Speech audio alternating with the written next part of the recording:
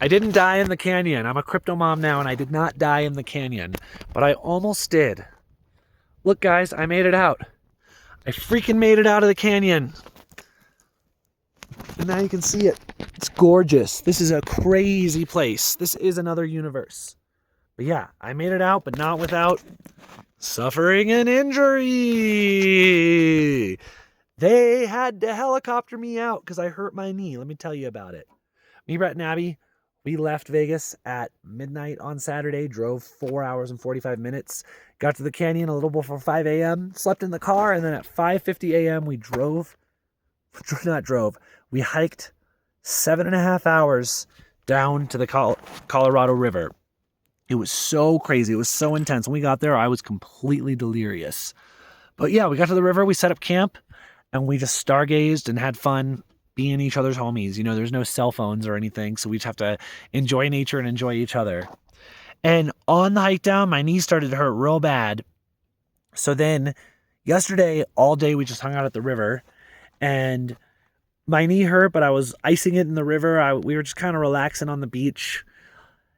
And it was really cool because there's lots of drama in the wilderness. Brett and I talk about this a lot. There's drama in the wilderness. Wow, even look at the view this way. Even this is not the canyon technically, but this is amazing. I can't walk around like I normally do, so we just have to sit, but look at this. There's always drama in the wilderness. There's always things going awry. And the biggest first piece of drama we had, besides just the arduous hike, was that the river, which was clear on Saturday, and we were able to fill it up with water and put our tabs in to purify the water, on Sunday, all of a sudden the river was murky brown. All the mud got kicked up, and the water was disgusting. And it was a lot more challenging to have purified water. We had to fill up a big thing and let it sit for a while and then purify it and then have a straw and just drink from the top so that we didn't drink the mud. But it was very stressful, very scary, very worried we were going to not have water for our hike out the whole time. And then around, I don't even know, 4 or 5 o'clock, some rafters rafted down the river and pulled up, and they said, hey, can we camp with you guys? We said, of course you guys can. And they grilled out burgers and hot dogs. They had purified water that we got to fill up all of our jugs with. And then they had an acoustic guitar. So I played guitar and Brett sang, and we did a 4-song concert for them. And Abby performed 5 minutes of stand-up comedy for them. And it was so fun. First of all, new state I performed music in. That's 30 at least states I've performed music in now, which is pretty incredible. And getting to perform music at the bottom of the Grand Canyon, like, are you kidding me? That was amazing. And we had so much fun. They were really kind to us. And so then at 3 a.m., we set our alarms, woke up, packed up camp, started hiking out. And we hiked out for about 90 minutes. And immediately my knee was in pain, which I knew was going to happen, but I figured it was just going to be a day of working through the grueling pain, knee pain, to get out of here. But we hiked for about 90 minutes, and then we got, oh, look at this crow. Crow-pilled. There was a crow down by the river. I wonder if that's the same one, if he flew all the way up here. Hello, crow. I'm crow-pilled. I'm crow guy. I am the man of crows. Hiked about 90 minutes out. My knee was really, really in pain. We started to get lost. Then we were getting lost enough that we hiked back because we figured that the rafters could help us because they were wilderness experts, basically. Wow, this crow is beautiful. We hiked 90 minutes back, and we are 100 feet outside the campsite, and I can't walk anymore. I just have to sit down. I'm in so much pain. And Abby and Brett went to go tell them what's going on, and then they dropped a crazy knowledge bomb on us, which was you can get helicoptered out, and they don't charge you as long as they aren't taking you to the hospital. So they had a satellite phone. They called a helicopter. They made us breakfast. They took care of us, and the helicopter showed up at 9:30 this morning. They helicoptered me out to the rim of the canyon. So now I just have the next 7 or so hours to sit here and enjoy the view while Abby and Brett hike out. And I just got to wait on them. But yeah, really crazy experience. I can't believe I hiked 8 hours the other day. It's just like the most intense hiking I've ever done. It was 6,000 feet of elevation and 9 miles. And it wasn't just 6,000 feet down. It was a real trail. It went down, it went up. There were parts that were kind of gravel trails. There were dirt trails. There were parts that were just all rocks. There were parts we basically had to climb. It was crazy intense. It was really, really a challenge. And I wish I would have been able to go up, but it's okay. I pushed myself to the limit and I hurt my knee. And I know actually this is a problem with my knee because of standing and playing piano. So I've realized I need to take some action and figure out some knee physical therapy to get through this. But yeah, I survived the Grand Canyon. And Abby said something really cool. She said she got to in real time experience the answer to the question, is my body in control or is my mind in control? And she said, well, my mind is definitely in control, because her body wanted to give up 3 hours in, and then she hiked for another 4.5 hours. And yeah, I mean, I hiked today 3 hours on a knee injury, and I was in so much pain, but I kept pushing through, and I pushed through until I truly could not anymore. I'm standing right now, but I can barely put weight on my left foot. So nature is crazy. Yesterday, we just talked about the band all day. We just talked about, we're very open and honest about where we want the band to go, what we think the problems are, and how we can fix them. And nature is such a great place to have ideas, to have discussions about what you're supposed to do.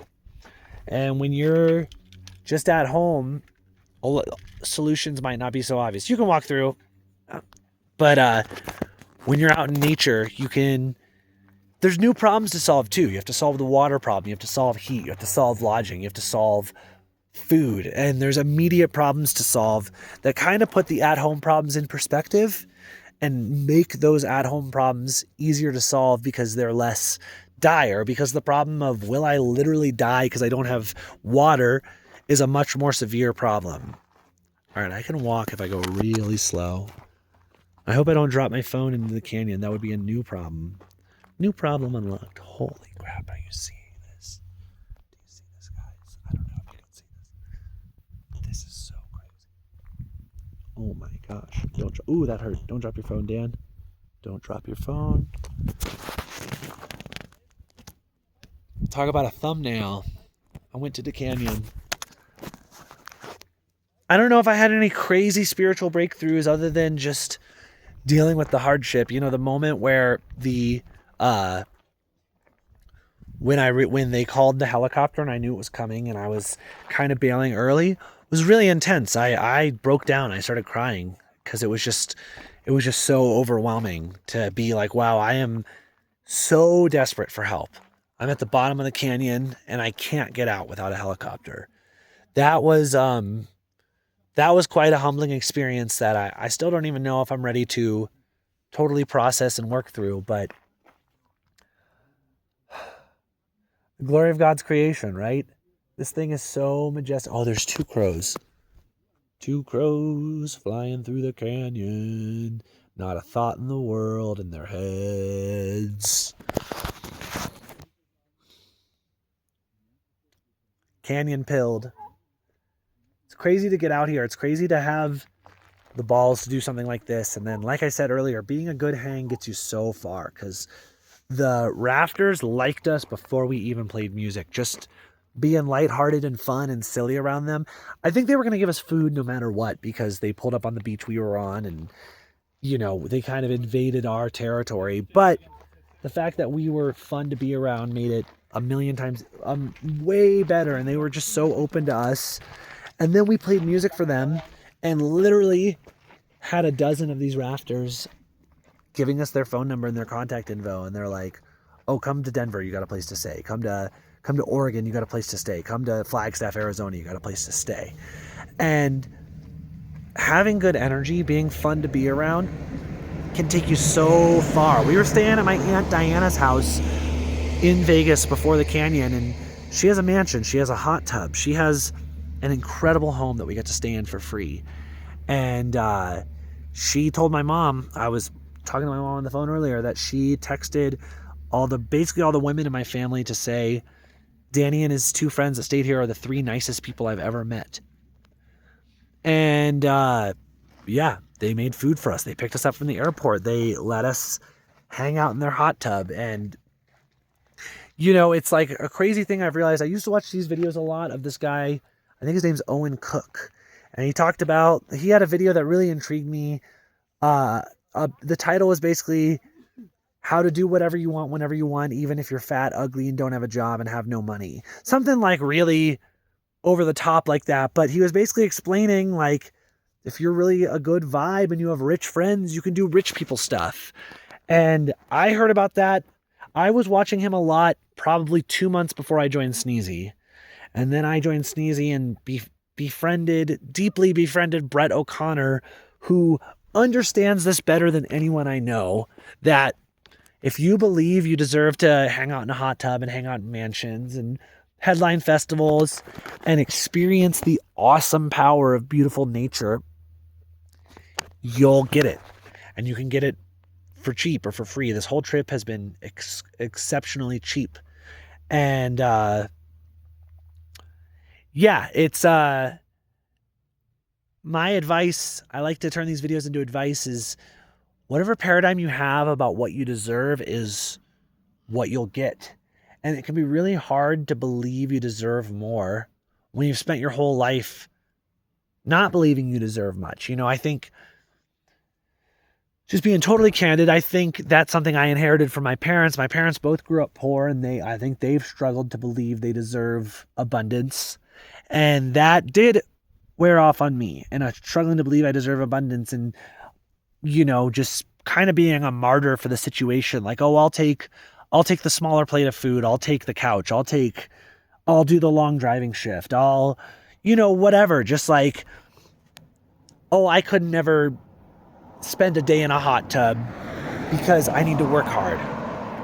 Not realizing the value of, you spend a day in a hot tub, or you spend a day at the bottom of a canyon just looking at the rocks, just being with the rocks, might create more opportunity and more productivity in your business, in your art, than you ever would believe. And I had a lot of time in my life where I just worked and worked and worked and worked and worked. And I would wake up and I would make music all day. And I was so desperate to have people hear it, and no one was checking it out.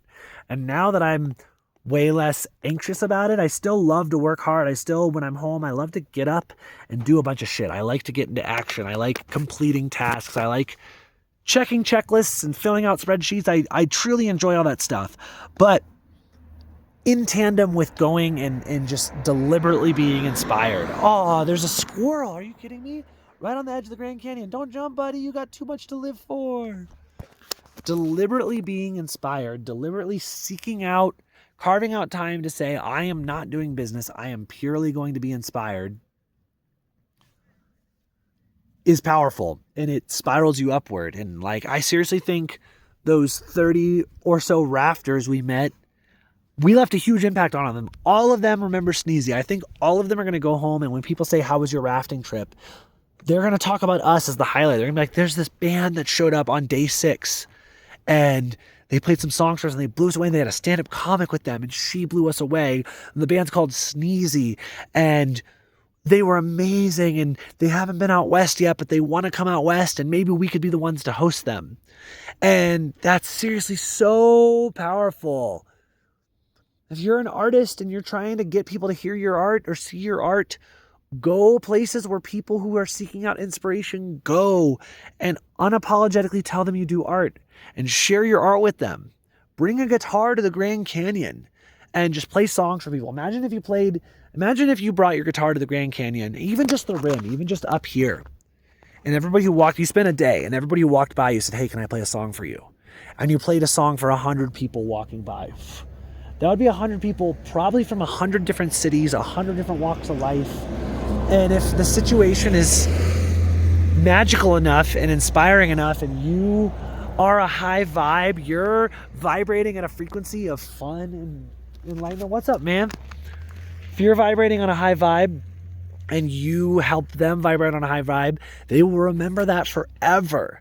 And it'll be so much more impactful than just playing some bar downtown Chicago and hoping that it impacts people. Because it really doesn't. If you're just playing at some bar downtown and you're some local band, the story isn't impactful enough. The story, though, of saying, yeah, we hiked down to the bottom of the Grand Canyon and then played songs for the rafters, that is a story that not only the people involved in the story are going to be like, whoa, this was life-changing that they were here and did that. That was so amazing. But then I get to share the story. You get to share a story like that with other people, and they get inspired just by you sharing the story. Hopefully by you just watching this video, you're inspired to go see something beautiful like the canyon and do something beautiful and share the song that's on your heart and show it to people so that they can be inspired to go do and be beautiful.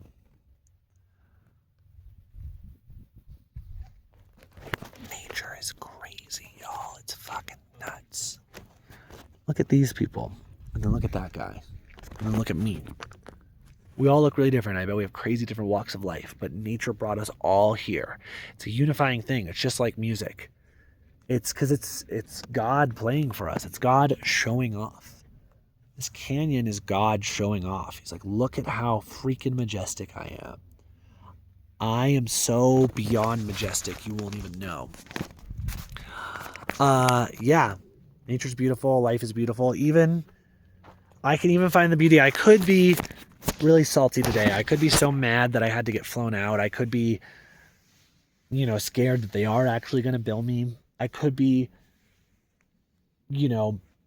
just like, I don't know. I could be salty. I could be pissed off that I had to helicopter out because I hurt my knee, but I'm choosing to find the beauty. And it's like, well, now I get 6 hours to sit at this rim and check it out and then wait on Brett and Abby and just pray for them.